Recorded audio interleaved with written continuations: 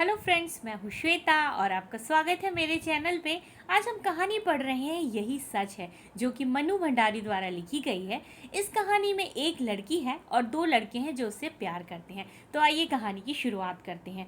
कानपुर में रहते हैं कि सामने आंगन में फैली धूप सिमट कर दीवारों पर चढ़ गई है और कांधे पर नन्हे नन्हे बच्चों के झुंड दिखाई दे रहे हैं।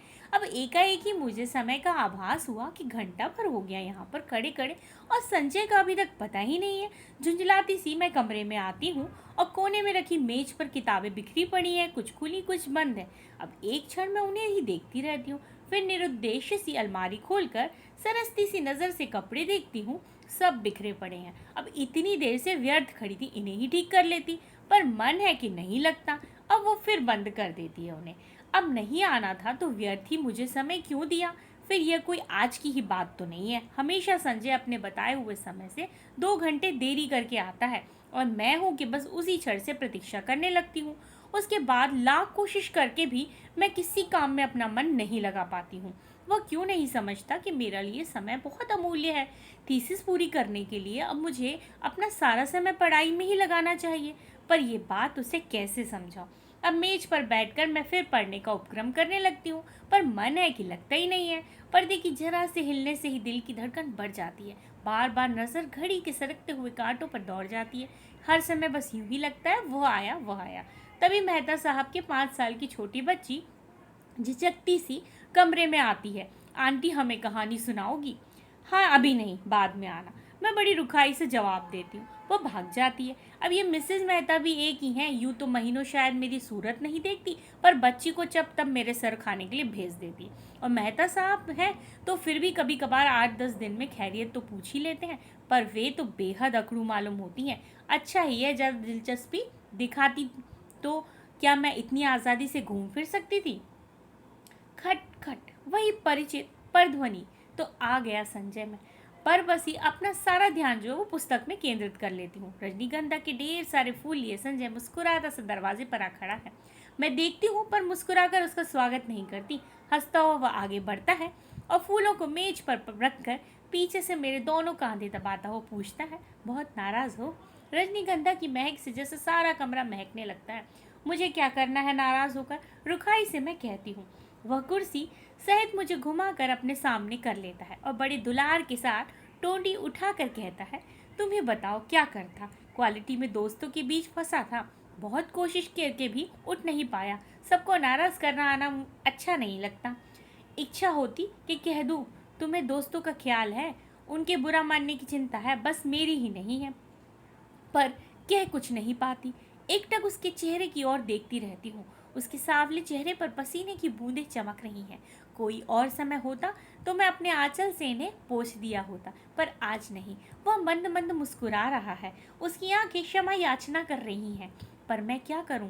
तभी वो अपनी आदत के अनुसार कुर्सी के हत्थे पर बैठकर मेरे गाल सहलाने लगता और मुझे उसकी बात पर गुस्सा आता।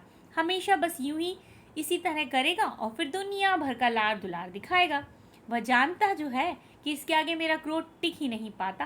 फिर उठकर वह फूलदान के पुराने फूल फेंक देता और नए फूल लगाता है। उसे फूल सजाने में वो कितना कुशल है। एक बार बस मैंने यूं ही कह दिया था कि मुझे रजनीगंधा के फूल बहुत पसंद है, तो उसने नियम बना लिया, हर चौथे दिन ढेर सारे फूल लेकर मेरे कमरे में लगा देता है। अब तो मुझे भी ऐसी आदत हो गई है कि एक दिन भी कमरे में फूल ना हो तो ना पढ़ने में मन लगता है, ना सोने में। फूल जैसे संजय की उपस्थिति का आभास देते रहते हैं। थोड़ी देर बाद हम घूमने निकल जाते हैं। एकाएक ही मुझे ईरा के पत्र की बात याद आती है। जो बात सुनाने के लिए मैं सवेरे से आतुर थी, इस गुस्सेबाजी में उसे ही भूल गई। सुनो, ईरा ने लिखा है कि किसी भी दिन मेरे पास इंटरव्यू का बुलावा आ सकता है, मुझे तैयार रहना चाहिए। कहाँ? कलकत्ता से? कुछ याद करते हुए संजय पूछता है, फिर एकाएक ही उछल चलता है। यदि तुम्हें वहाँ जॉब मिल जाए तो मज़ा आ जाए दीपा, मज़ा आ जाए। हम सड़क पर हैं, नहीं तो अवश्य उसने आवेश में आकर कोई हरकत कर डाली होती। जाने क्यों मुझे उसका इस तरह प्रसन्न होना अच्छा नहीं लगा। क्या वह चाहता है कि मैं कलकत्ता चली जाऊं, उससे दूर?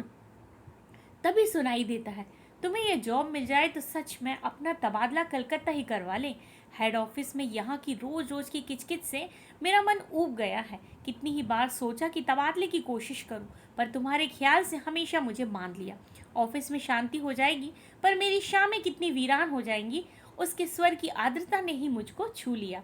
हम दूर निकलकर अपने प्रिय टेकरी पर जाकर बैठ जाते हैं। दूर दूर तक हल्की सी चांदनी फैली हुई है और मैं बोलती हूँ कि मुझे तो इंटरव्यू में जाते हुए बहुत डर लगता है, पता नहीं कैसे क्या पूछेंगे। मेरे तो यह पहला मौका है। वह खिलखिलाता हंसकर पड़ता है। तुम भी एक ही मूर्ख हो। घर से दूर यहाँ कमरा लेकर अकेली रहती हो, रिसर्च कर रही हो, दुनिया भर में घूमती फिरती हो, और इंटरव्यू के नाम से डर लगता है, क्यों? और गाल पर हल्की सी चपक जमा देता है। फिर समझाता हुआ कहता है कि और देखो, आजकल ये इंटरव्यू आदि तो बस दिखावा मात्र होते हैं। वहाँ किसी जान पहचान वाले से इन्फ्लुएंस डलवा कर जाना। पर कलकत्ता तो मेरे लिए एकदम नई जगह है। वहाँ ईरा को छोड़ करके किसी को नहीं जानती। अब उन लोगों की कोई जान पहचान हो तो बात दूसरी, असहाय सी मैं कहती हूँ, और किसी को नहीं जानती। फिर मेरे चेहरे पर नजरें गड़ा कर पूछता है, निशित भी तो वही है, होगा, मुझे क्या करना है उससे? मैं एकदम ही भन्ना का जवाब देती हूँ। पता नहीं क्यों मुझे लग ही रहा था कि अब यह यही बात कहेगा, कुछ नहीं करना।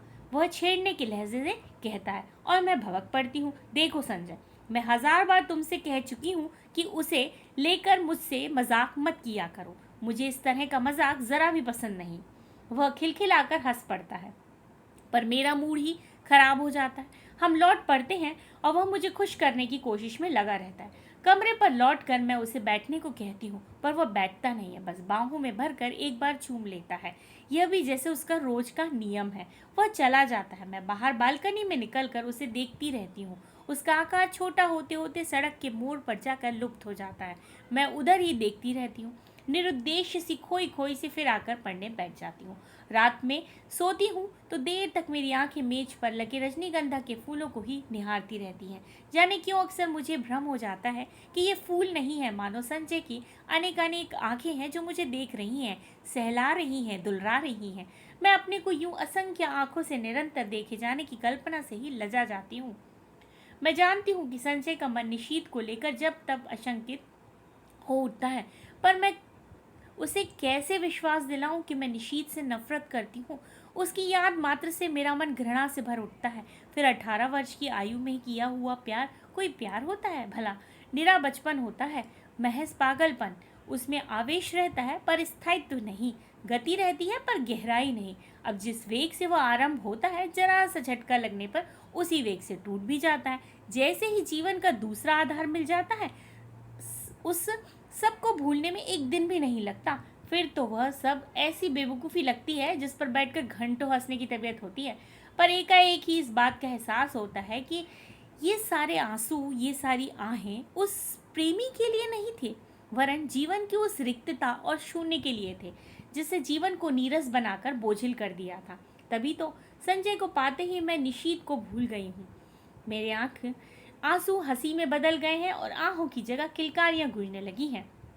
पर संजय है कि जब तक निशीत की बात को लेकर व्यर्थ ही खिन्न सा हो उठता है। मेरे कुछ कहने पर वह खिलकर अवश्य पड़ता है, पर मैं जानती हूँ कि वह पूर्ण रूप से आश्वस्त नहीं रहता। उसे कैसे बताऊं कि मेरे प्यार का, मेरी कोमल भावनाओं का, भविष्य की मेरी अनेक अनेक योजनाओं का एकमात्र केंद्र संजय है। यह बात दूसरी है कि चांदनी रात में किसी निर्जल स्थान में या पेड़ तले बैठकर भी मैं अपनी थीसिस की बात करती हूँ, या वह अपने ऑफिस की या मित्रों की बातें करता है, या हम किसी और विषय पर बात करने लगते हैं। पर इन सब का यह मतलब तो नहीं कि हम प्रेम नहीं करते। यह क्यों नहीं समझता कि आज हमारी भावुकता यथार्थ में बदल गई है। सपनों की जगह हम वास्तविकता में जीते हैं। हमारे प्रेम को परिपक्वता मिल गई है, जिसका आधार पाकर वह बहुत गहरी हो गया है, स्थायी हो गया है। पर संजय को कैसे समझाऊं यह सब? कैसे उसे बताऊं कि निशीत ने मेरा अपमान किया है, ऐसा अपमान जिसकी कचोट से मैं आज भी तिलमिला रही हूँ। संबंध तोड़ने से पहले एक बार तो उसने मुझे बताया होता कि आखिर मैंने ऐसा कौन सा अपराध कर डाला था जिसके कारण उसने मुझे इतना कठोर दंड डाला। सारी दुनिया की बदसरना, तिरस्कार, परिहास और दशा का विष मुझे पीना पड़ा, विश्वासघाती नीच कहीं का। और संजय सोचता है कि आज भी मेरे मन में उसके लिए कोई कोमल स्थान है। छी, मैं उसे नफरत करती हूँ, और सच पूछो तो अपने को भाग्यशाली समझती हूँ कि मैं एक ऐसे व्यक्ति के चुंगल में फंसने से बच गई जिसके लिए प्रेम एक महज खिलवाड़ है। अब संजय यह तो सोचे कि यदि ऐसी कोई बात होती तो क्या मैं तुम्हारे आगे, तुम्हारी हर उचित अनुचित चेष्टा के आगे यूं आत्मसमर्पण करती, तुम्हारे चुंबनों और आलिंगनों में अपने आप को यूं बिखेर देती? जानते हो, विवाह से पहले कोई लड़की किसी को इन सब का अधिकार नहीं देती, पर मैंने दिया। क्या केवल इसलिए नहीं कि मैं तुम्हें प्यार करती हूँ, बहुत बहुत प्यार करती हूँ। विश्वास करो संजय, तुम्हारा मेरा प्यार ही सच है। निशीत का प्यार तो मात्र छल था, भ्रम था, झूठ था। परसों मुझे कलकत्ता जाना है। सच बड़ा डर लग रहा है, कैसे क्या होगा। मान लो इंटरव्यू में बहुत नर्वस हो गई तो संजय को कह रही हूँ कि वह भी साथ चले, पर उसे ऑफिस से छुट्टी ही नहीं मिल सकती। एक तो नया शहर, फिर इंटरव्यू। सच अपना कोई साथ होता तो बड़ा सहारा मिल जाता। मैं कमरा लेकर अकेली रहती हूँ, अकेली घूमती फिर लेती हूँ, तो संजय सोचता है कि मुझ में बड़ी हिम्मत है, पर सच बड़ा डर लग रहा है। अब बार बार मैं ये मान लेती हूँ कि मुझे नौकरी मिल गई है, संजय के साथ वहाँ रहने लगी हूँ। सच कितनी सुंदर कल्पना है, कितनी मादकता, पर इंटरव्यू का भर जो जैसे ही आ जाता है तो स्वप्न जो जाल है हमारा वो छिन्न भिन्न कर देता है। काश संजय भी किसी तरह मेरे साथ चल पड़ता। गाड़ी जब हावड़ा स्टेशन के प्लेटफॉर्म पर प्रवेश करती है तो जाने कैसी विचित्र आशंका, विचित्र से भय से मेरा मन भर जाता है। प्लेटफॉर्म पर खड़े असंख्य नर नारियों में ईरा को ढूंढती हूँ, वो कहीं दिखाई नहीं देती। अब नीचे उतरने के बजाय खिड़की में से ही दूर दूर तक नजरें दौड़ाती हूँ, कहीं वो दिख जाए। फिर आखिरकार कूली को बुलाती हूँ और अपना छोटा सा सूटकेस उतारने का आदेश देती हूँ और मैं नीचे उतर पड़ती हूँ। अब उस भीड़ को देखकर मेरी दहशत जैसे बढ़ जाती है। तभी किसी के हाथ के स्पर्श से मैं अचानक से चौंक जाती हूँ। पीछे देखती हूँ तो ईरा खड़ी है। रूमाल से चेहरे पर पसीने को पोंछती हूँ, कहती हूँ सच, तुझे ना देखकर तो मैं घबरा ही गई थी कि तुम्हारे घर कैसे पहुँचूंगी। अब बाहर आकर हम टैक्सी में बैठते हैं। अभी तक मैं स्वस्थ नहीं हो पाई थी। जैसे ही हावड़ा पुल की जो गाड़ी हमारी टैक्सी पहुँचती है, हुगली के जल को स्पर्श करती हुई ठंडी हवाएं तन मन को मानो एक ताजगी में भर देती हैं। उसके बाद बहुत ही भीड़ भरी सड़कों से हमारी टैक्सी रुकती रुकती चलती है और इस सब के बीच जैसे मैं अपने आप को बड़ा खोया खोया सा महसूस करती हूँ। कहाँ पटना, फिर कानपुर, अब कहाँ ये कलकत्ता।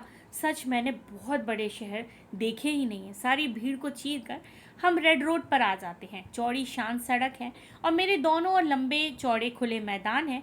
क्यों ईरा, कौन कौन लोग होंगे इंटरव्यू में? मुझे तो सच बड़ा डर लग रहा है। अरे सब ठीक हो जाएगा, तू और डर, हम जैसे डरे तो कोई बात भी है? तुझे तो अपना सारा कैरियर अपने आप बनाया है, वो भला इंटरव्यू में डरे? फिर कुछ देर ठहर कर कहती है, अच्छा भैया भाभी तो पटना ही होंगे, जाती है कभी उनके पास या नहीं? कानपुर आने के बाद एक बार गई थी, कभी कभी यूं ही पत्र लिख देती हूँ। भाई कमाल के लोग हैं, बहन को भी नहीं निभा सके। मुझे यह प्रसंग कतई पसंद नहीं। मैं नहीं चाहती कि कोई इस विषय पर बात करे और मैं मौन ही रहती हूँ। ईरा का छोटा सा घर है, सुंदर ढंग से सजाया हुआ है और उसके पति के दौरे पर जाने यानी बाहर पे जाने पर सुनने से पहले मुझे बड़ा अफसोस हुआ कि वे होते तो शायद कुछ मदद करते, पर एकाएक ही लगा कि उनकी अनुपस्थिति में शायद मुझे यहाँ अधिक स्वतंत्रता का अनुभव कर सकूँ। उनका जो बच्चा है वो बहुत ही प्यारा है। अब शाम को ईरा जो है वो मुझे कॉफ़ी हाउस ले जाती है। अचानक मुझे वहाँ निशीत दिखाई पड़ता है। मैं सक पका कर नज़र घुमा लेती हूँ, पर वो है कि हमारी मेज पर ही आ पहुँचता है। विवश होकर मुझे उधर देखना पड़ता है, नमस्कार भी करना पड़ता है, ईरा का परिचय भी करवाना पड़ता है और ईरा पास की कुर्सी में बैठने का निमंत्रण दे देती है। अब मुझे लगता है मेरी सांस रुक जाएगी। कब आई? आज सवेरे ही। अभी ठहरोगी? ठहरी कहाँ हो? इन सब का जवाब ईरा ही देती है। मैं देखती रही हूँ। निरीश जो था वो बहुत बदल गया है। उसने कवियों की तरह बाल बढ़ा लिए हैं, क्या शौक चराया है। उसका रंग स्याह पड़ा गया है, वह दुबला भी हो गया है। विशेष बातचीत नहीं होती, हम लोग उठ पड़ते हैं क्योंकि ईरा का बच्चा छोटा है, उसे वहाँ चिंता होती है और वह जाने के लिए उतावली हो रही है। कॉफ़ी हाउस में धर्मतल्ला तक वह पैदल चलता हुआ हमारे साथ आता है। ईरा ही उससे बात कर रही होती है, मानो ईरा ही उसकी मित्र हो और ईरा ही उसको अपना घर का पता समझा देती है और दूसरे दिन 9 बजे आने का वह वादा करके चला जाता है। पूरे 3 साल बाद निशीत का यूं मिलना, ना चाहकर भी जैसे सारा अतीत आंखों के सामने खुल गया। किंतु दुबला हो गया है निशीत, लगता है जैसे मन में कोई गहरी पीड़ा छिपाए बैठा है। मुझसे अलग होने का दुख तो नहीं साल रहा है इसे। कल्पना चाहे कितनी ही मधुर क्यों ना हो, आनंद देने वाली क्यों ना हो, पर मैं जानती हूँ ये झूठ है। यदि ऐसा ही था तो कौन उसे कहने लगा था कि तुम इस संबंध को तोड़ दो? उसे अपनी इच्छा से ही तो यह सब किया है। एकाएक ही मेरा मन कटु हो उठता है। यही तो है वह व्यक्ति जिसने मुझे अपमानित करके सारी दुनिया के सामने छोड़ दिया था, महज उपवास का पात्र बनाकर। क्यों नहीं मैंने उसे पहचानने से इनकार कर दिया? जब वह मेज के पास आकर खड़ा हुआ तो क्यों नहीं मैंने कह दिया कि माफ़ कीजिए, मैं आपको पहचानती नहीं, ज़रा उसका खिसियाना तो देखती, वह कल भी आएगा। सच मुझे साफ साफ मना कर देना चाहिए था कि मैं उसकी सूरत भी नहीं देखना चाहती, मैं उसे नफरत करती हूँ। अच्छा है, आए कल मैं उसे बता दूंगी कि जल्दी ही मैं संजय से विवाह करने वाली हूँ। यह भी बता दूंगी कि मैं पिछला सब कुछ भूल चुकी हूँ। ये भी बताऊंगी कि मैं तुमसे घृणा करती हूँ और उसे ज़िंदगी भर माफ़ नहीं कर सकती। ये सब सोचने के साथ साथ जाने क्यों मेरे मन में ये बात भी उठ रही है कि 3 साल हो गए, अभी तक निशीत ने विवाह क्यों नहीं किया? करे ना करे मुझे क्या वह आज भी मुझसे उम्मीद रखता है? मूर्ख कहीं का। संजय, मैंने तुमसे कितना कहा था कि तुम मेरे साथ चलो, पर तुम नहीं आए। इस समय सबकी, जबकि मुझे तुम्हारी इतनी इतनी याद आ रही है, बताओ मैं क्या करूं? अब नौकरी पाना इतना मुश्किल है कि इसका मुझे गुमान तक नहीं था। ईरा कहती है कि 150 तक की नौकरी के लिए खुद मिनिस्टर सिफारिश करने पहुंच जाते हैं, फिर तो ये 300 का जॉब है। निशीत जो है वो सवेरे से इसी चक्कर में भटका और उससे का परिचय बड़े बड़े लोगों में है। वो कहता है कि जैसा भी होगा वह काम मुझे दिलाकर ही मानेगा। आखिर क्यों? कल मैंने सोचा था कि अपने व्यवहार की रुखाई से मैं अब स्पष्ट कर दूंगी कि वह मेरे पास ना आए। 8:45 के करीब जब मैं अपने टूटे बाल लोग को फेंकने खिड़की पर गई तो देखा घर से थोड़ी दूर निशीत टहल रहा है, वहीं लंबे बाल, कुर्ता पजामा। तो वह समय के पहले ही आ गया। संजय होता तो 11 से पहले नहीं पहुंचता। समय पर पहुंचना तो वह जानता ही नहीं है। अब उसे यूं चक्कर काट देख मेरा मन जाने कैसा हो आया, और जब वो आया तो मैं चाह कर भी कटु ना हो सकी। मैंने उसे कलकत्ता आने का मकसद बताया तो लगा कि वो बहुत प्रसन्न हुआ। वहीं बैठे बैठे उसने फ़ोन करके इस नौकरी के संबंध में सारी जानकारी प्राप्त कर ली, कैसे क्या करना होगा इसकी योजना भी बना डाली, और वहीं बैठे बैठे फ़ोन से ऑफिस में सूचना भी दे दी कि आज वो ऑफिस नहीं आएगा। विचित्र स्थिति मेरी हो रही थी। उसके इस अपनत्व भरे व्यवहार को मैं स्वीकार नहीं कर पाती थी, नकार भी नहीं पाती थी। सारा दिन में उसके साथ घूमती रही, पर काम की बात के अतिरिक्त तो उसने एक भी बात नहीं की। मैंने कई बार चाहा कि संजय की बात बता दूं, पर बता ही नहीं सकी। सोचा कि कहीं यह सब सुनकर वह दिलचस्पी लेना कम ना कर दे। उसके आज भर के प्रयत्नों से ही तो मुझे काफ़ी उम्मीद हो चली थी। ये नौकरी मेरे लिए कितनी आवश्यक है, मिल जाए तो संजय कितना प्रसन्न होगा, हमारे विवाहित जीवन के आरंभिक दिन कितने सुखद बीतेंगे। शाम को हम घर लौटते हैं। मैं उसे बैठने को कहती हूँ, पर वह बैठता नहीं, बस खड़ा ही रहता है। उसके चौड़े ललाल पर पसीने की बूंद चमक रही है। एकाएक ही मुझे लगता है कि इस समय संजय होता तो मैं अपने आंचल से उसका पसीना पोंछ देती। वह क्या बिना बाहों में भरे, बिना प्यार किए यूं ही चला जाता? अच्छा तो चलता हूँ। और ठगी मैं सी देखती रह गई। सोते समय मेरी आदत है कि मैं संजय के दिए हुए फूलों को निहारती हूँ। यहाँ वे फूल नहीं है तो बड़ा सूना सूना सा लग रहा है। पता नहीं संजय, तुम इस समय क्या कर रहे हो? 3 दिन हो गए किसी ने बाहों में भरकर प्यार तक नहीं किया। आज सवेरे मेरा इंटरव्यू हो गया था। मैं शायद नर्वस हो गई थी और जैसे उत्तर मुझे देने चाहिए थे वैसे नहीं दे पाई। पर निशीत ने आकर बताया कि मेरा चुना जाना करीब करीब तय हो गया है। मैं जानती हूँ यह सब निशीत की वजह से ही हुआ है। ढलते सूरज की धूप निशीत के बाएं गाल पर पड़ रही थी और सामने बैठा निशीत इतने दिन बाद एक बार फिर से बड़ा प्यारा सा लगा। मैंने देखा मुझसे ज़्यादा वह प्रसन्न है। वह कभी किसी का एहसान नहीं लेता, पर मेरी खातिर उसने न जाने कितने लोगों का एहसान लिया। आखिर क्यों? क्या वह चाहता है कि मैं कलकत्ता आकर रहूं उसके साथ, उसके पास? एक अजीब सी पुलक से मेरा तन मन सिहर उठता है। वह ऐसा क्यों चाहता है? उसका ऐसा चाहना बहुत गलत है, बहुत अनुचित है। मैं अपने मन को समझाती हूँ ऐसी कोई बात नहीं है। शायद वह केवल मेरे प्रति किए गए अपने अन्याय का प्रतिहार करने के लिए सब कुछ कर रहा है। क्या वह समझता है कि उसकी मदद से नौकरी पाकर मैं उसे क्षमा कर दूंगी, या जो कुछ उसने किया है उसे भूल जाऊंगी? असंभव। मैं कल ही उसे संजय की बात बता दूंगी। आज तो इस खुशी में पार्टी हो जाए।